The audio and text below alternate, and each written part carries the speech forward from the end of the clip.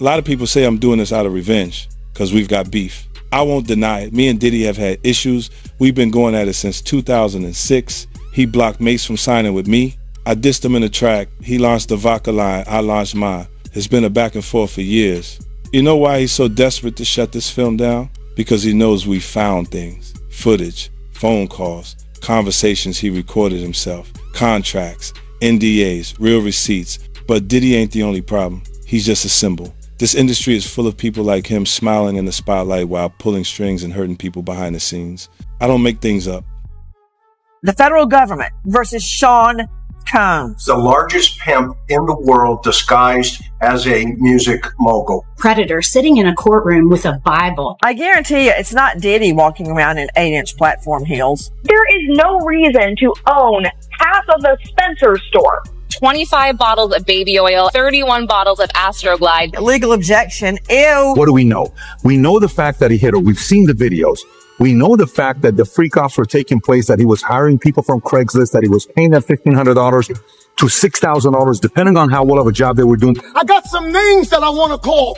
Alex Spiro, Desiree Perez, and the whole wicked system of Rock Nation, including you, Jay-Z. About some of the people in the business. And Petey Pablo, you remember Petey Pablo? I know who that is. Petey Pablo, talented writer, singer. Him and Young Buck wrote a song called Ho Is On. And in that song, back in about 2011 or 29 or something, because he called out all of the homosexuality taking place at those parties and those people, he was kicked out of the music. In a shocking Netflix documentary, 50 Cent claims to have leaked tapes that reignited allegations against Diddy, including abuse, hush payments, and long-term exploitation, framing the moment as the federal government dismantling a carefully curated public image with evidence that persuaded many the industry's most notorious figure had finally been exposed. Yet a new narrative quickly emerged, suggesting the downfall was not random, and that real power in entertainment operates far above the spotlight, an idea echoed by Terrence Howard's implication that challenging the true hierarchy doesn't result in cancellation but destruction. As headlines fixate on sensational details, critics argue the real decision-makers remain untouched, quietly shaping careers and outcomes for decades, leaving Diddy as a visible player rather than the ultimate authority while the true power stays protected by influence, wealth, and reputation. That he did that interview with the baby person who sat there and told him about when he met Beyonce. Y'all remember that? That happened on Shay Shack. And he talked about how he was at the Diddy party at Diddy's house. And how after, the festivities were winding down and it was getting later into the middle of the night, approaching 3 a.m., Diddy got rid of almost everybody, but he let the baby stay behind with him and his close friends. And then he talked about how Beyonce was there, Jay-Z was there, not at their house, at Diddy's house. And how Beyonce presented herself to him, and she didn't have to do that because he knew who she was and he couldn't believe she was talking to him. She approached him, kind of like how she approached that old friend of his when he said that he was at the party and the little people was there, and she asked him, "Isn't this?"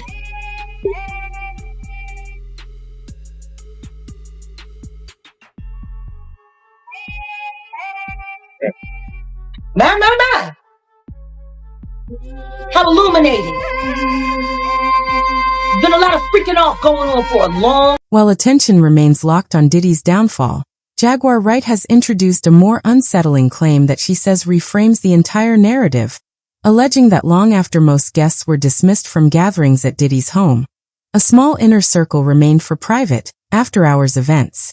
According to Wright, figures like Jay-Z and Beyonce were present not as distant onlookers, but as part of an environment she claims had been normalized behind closed doors for years, an assertion she presents as insider perspective rather than gossip.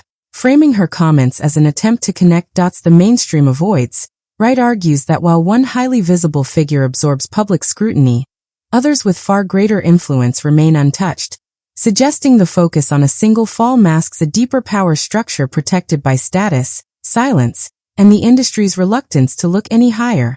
Corporately sponsored pedophile. Everybody knew. Once it came out on R. Kelly, Jay-Z fled the scene. Point was, he knew all the time. For 20 years, Jay-Z refused to speak out against R. Kelly, but his former partner, Dame Dash, won't stay silent. Aaliyah is key to everything. Aaliyah and I were very serious. We talked about getting married, so I knew exactly what went on. She would be like, no, that's a bad man. R. Kelly did indeed marry his protege, the 15-year-old singer Aaliyah Houghton. Like, Aaliyah was like the sacrificial lamb for all that. 22-year-old rising star Aaliyah has been killed in a horrific plane crash. It's a pain that you couldn't understand. It changed you, turned you into a monster. When Dame was at his lowest, Jay committed the ultimate betrayal. I had so much trust in my brother, but he did things that I thought he would never do. So what you think I felt all these years? For 20 years, R. Kelly's power protected him. At that time, we did not look hard enough. Remember Aaliyah's album cover? Age ain't nothing but a number, sitting back there like Perv Master. I mean, I wasn't there. I ain't have nothing to do with that. They made a song together called Not Guilty. Anybody that knows what happened to my girl that with me should not be home. Even as new allegations came out, Jay looked the other way. Kelly is accused of videotaping himself having with an underage girl. Prosecutors maintain the girl in the video was as young as 13 when it was made. I mean, I wasn't there, But the allegations are portrayed as growing even darker, with critics arguing that Jay-Z did not simply exist alongside controversial figures in the industry, but allegedly helped shield them. R. Kelly is frequently cited, with commentators claiming his behavior was an open secret long before consequences arrived. Yet collaborations and profits continued unabated. From this perspective, Jay-Z's evolution into a polished executive and public role model is questioned, with accusations that influence and revenue were prioritized over accountability, and that silence was not accidental but strategic. Framed this way, the narrative suggests Diddy was never the true architect but a convenient focal point, while deeper power remained hidden behind respectability, wealth, and control, raising a larger question not just about who knew, but why certain figures remained untouchable for so long as others absorbed the blame within an industry reluctant to look further. On the beat, right? Who is Liz Crokin? Liz Crokin deserves a ton of credit for this whole thing, and she's not the only one, but she's taken so many arrows. She is like the Pizzagate journalist, and that's how she gets smeared. She was a Hollywood reporter, like a total in the in crowd for a decade or whatever. I don't know how long, and she was at all the parties. She's reported on these people in person because she used to be in the crowd. And then I think it was Pizzagate that broke, and she started to investigate what's going on here. And then she got blacklisted, she got pushed out, she got slandered. They eventually tried to kill her dog. She's been smeared 10 ways till Sunday, legally attacked, monetarily attacked. How did they try to kill her dog? I believe poisoning. You'd have to go to her page and look it up, but she's been reporting on how corrupt these people are. She's been reporting on Jay-Z and his crimes for 8 years now. She's been deep in these trenches. This is what blows my mind about all of it. Nothing is new about it. No, and when the Harvey Weinstein broke, nothing was new about it to everyone on the know. Yeah. And it was to say a badly kept secret, which is not a secret. It was known. With Jay-Z, we're going to get into it. I don't know these things because I don't care for his music. I don't know if that's a sacrilege. But everyone's like, yeah, everyone knew about it. It was the worst kept secret. Yeah. So Liz Crokin she's in this, living it, and been talking about it for years. Here's where the narrative is framed as turning truly unsettling. According to alleged industry insiders, claims surrounding Jay-Z are not new, and some investigative journalists are said to have raised concerns for years only to watch their work quietly suppressed. The argument isn't that warnings were overlooked, but that they were actively buried, illustrating the difference between visible influence and silent control. While certain figures attract attention through controversy and excess, others are accused of neutralizing threats before they ever surface by discrediting voices, limiting platforms, and letting the system itself smother uncomfortable questions. Critics say this is why many resist the idea as Jay-Z's carefully constructed image as a thoughtful artist turned business icon makes scrutiny feel almost forbidden. Accepting these claims would require questioning the broader story sold about success, power, and aspiration, far more uncomfortable than blaming a single obvious villain. Shifting the focus to an entrenched machine that protects itself, silences challengers, and continues operating untouched while others take the fall. I've never seen somebody recover from it. That was all the people that went to the Puffy parties. That was all the people that did all those things thinking that there was never going to be a consequence for what they were doing. Get punked out and pimped out by some over greater desire. You shouldn't have a greater desire than being a man. So I believe that's a big problem with a lot of the actors out there because they get fluid. And next thing you know, once you go fluid, it's gone. You don't have any foundation to pull yourself back from. So listen closely to how he explains it. There's pain in his voice, but also a striking precision, as Terrence draws connections many are too uncomfortable to even acknowledge. He describes how ambition and relentless pressure within the industry can strip people of their identity piece by piece, pushing them beyond their limits until dignity and self-respect are traded for fame, money, access, and proximity to power, leaving them barely able to recognize who they've become. What makes his words so unsettling is that he isn't pointing to a single incident or individual, but to a system engineered to grind people down so completely that rebuilding themselves becomes nearly impossible. Had to do in order to get to where he was at. There's a lot of things that people do that end up sitting and they can't get over it. And they got to keep getting high, hoping to get it out of their head. But when you lose your man card, that's the only thing I can think of. You lose your damn man card. What's that? What do you mean by that? You give up your ability, your right to being a man. Man don't take it, man gives it. So when you give up that man card, you don't get that.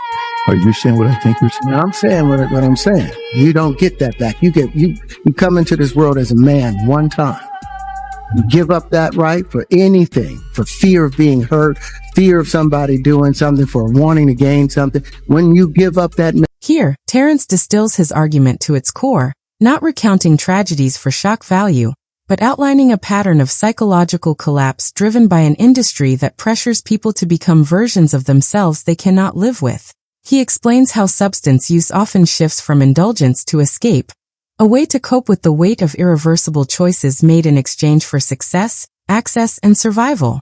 What makes his insight especially powerful is the claim that this system doesn't rely solely on force, but on consent, pushing people to willingly surrender their identity, and then trapping them with the knowledge that they chose it. In this framework, control is psychological rather than physical, and once a person's sense of self is broken, they can be leveraged to pressure others, creating a cycle of damage that, in Terrence's view, is not chaotic or accidental but a learned system designed to protect those at the top by sustaining itself. What was the consequence when you said no? Puffy invited me for weeks, asking me to come and teach him how to, wanted me to be his acting coach for a while. Go there and he's sitting around just looking. I'm like, okay, what's the material you want to work on? He's just looking at me.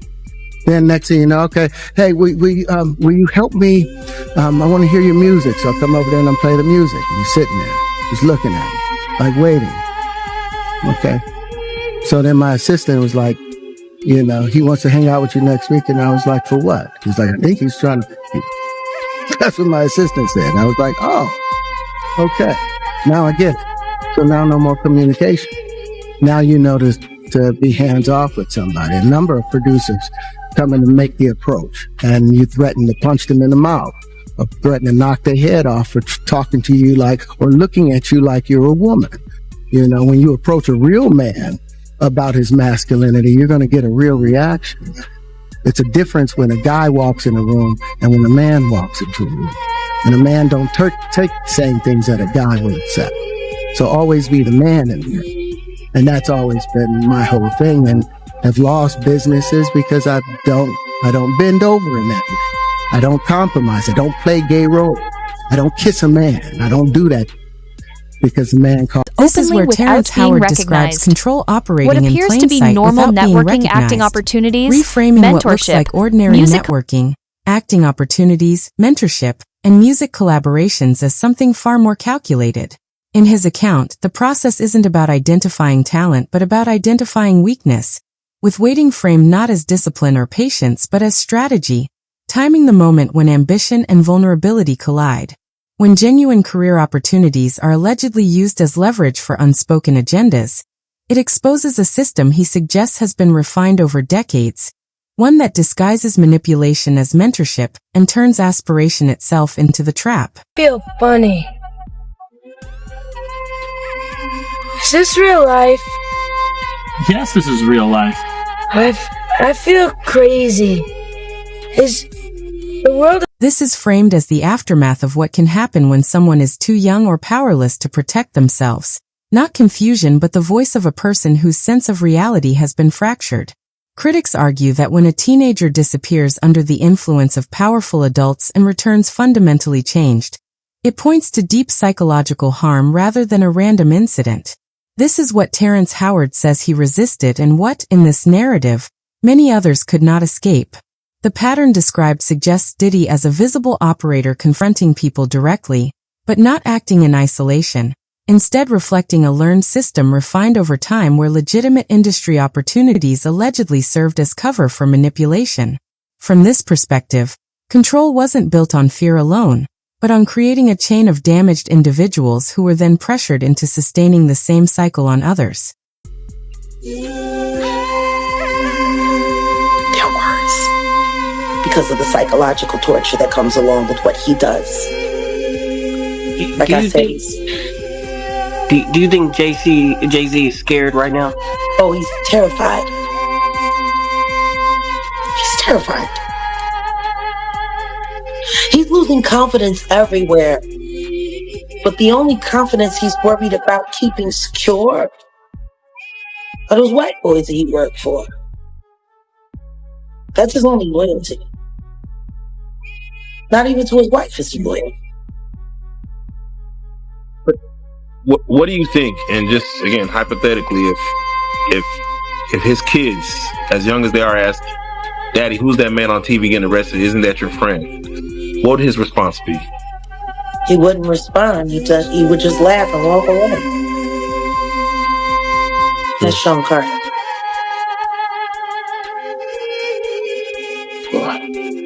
He doesn't own up to anything. Ever. He gaslights you right in your face. Do it smooth. He's so sad. He doesn't have any real feelings or emotions. Everything is transactional. You know?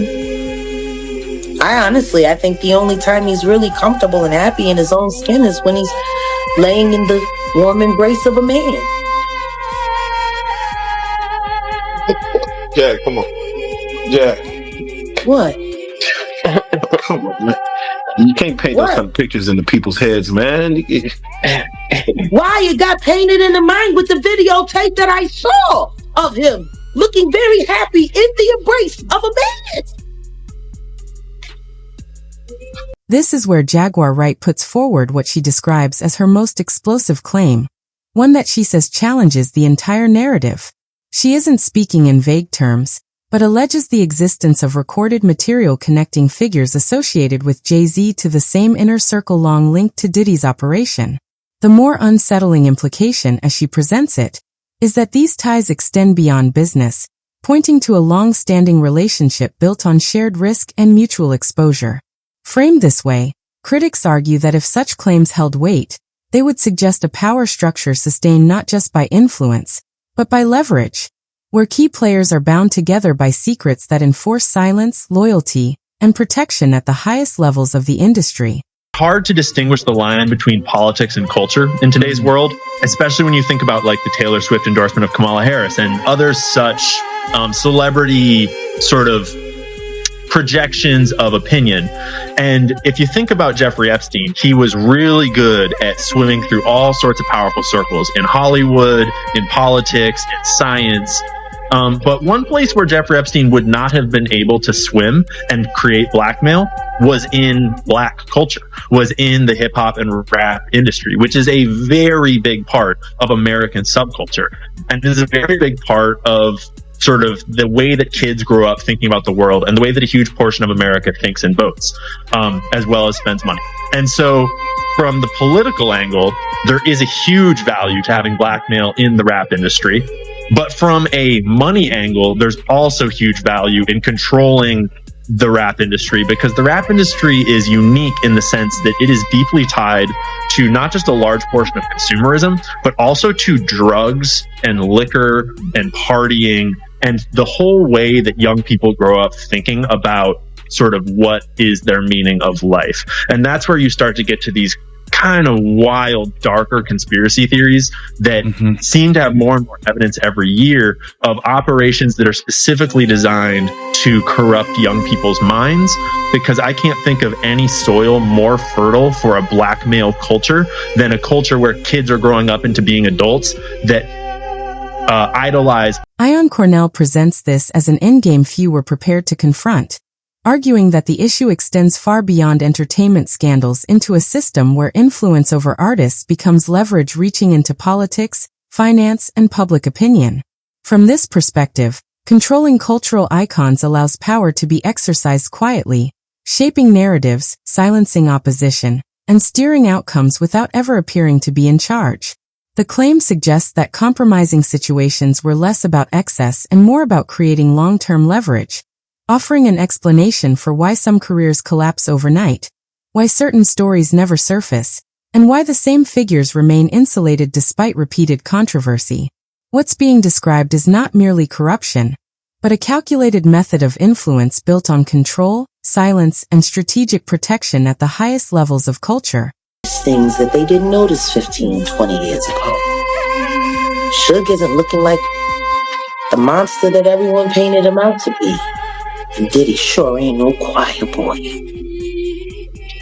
The more we start to uncover things, we're starting to realize that whatever we've been led to believe, it's actually the exact opposite. He is used to having protection. Diddy was used to having protection. And he seems to be operating still on this aura of I'm untouchable. But my speculation only, is that if Jay-Z was committing these crimes 20 years ago, he was committing these exact same crimes 2 months ago. And Diddy was filming all of it up until 9 months ago. There's lots of tapes. Yeah, where is the tapes? I mean, this goes back to... They rated it all, and so someone's got them. And when Diddy's civil suits turned into a criminal charge and he got arrested, that criminal charge is structured as a RICO investigation. And at first they just named Diddy as well as his direct co-conspirators, but it is structured in a way that we commonly see that they do with RICO suits, where they start with the one and then they add to it and they add to it and they add to it over time. And I from what's in that suit, it appears that is the exact same group that has whatever they got from those raids and is that larger picture investigation. And so I suspect that Jay-Z is only... The dam is described as finally giving way, with what Jaguar Wright has been saying no longer dismissed by many as mere rumor, but instead viewed as part of a broader reckoning, as people begin connecting patterns that were long ignored.